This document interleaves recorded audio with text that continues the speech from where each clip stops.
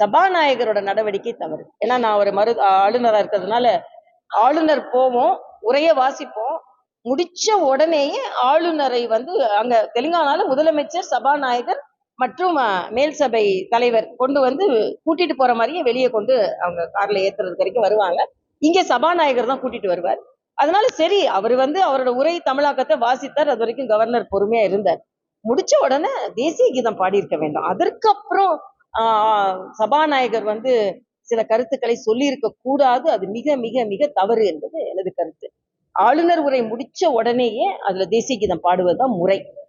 ஆளுநர் அதை தான் எதிர்பார்த்திருந்தார். நானும் அதைத்தான் எதிர்பார்த்திருந்தேன். அதனால நம்ம எல்லாத்தையும் அரசியலாக்க வேண்டாம். அதனால்தான் மத்திய அரசின் இதற்கு பல மருந்துகளை திறந்து வைத்திருக்கிறது. படிக்கும் காலத்தில் 70களில் 80களில் படிக்கும் காலத்தில் இந்த மருந்துகள்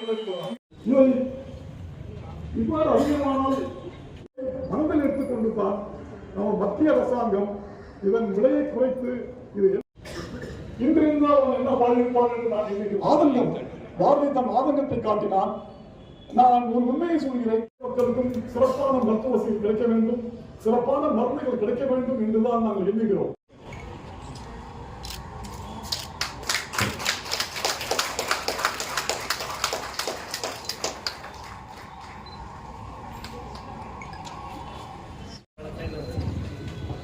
அனைவரும் செய்து கொண்டிருக்கிறார்கள்.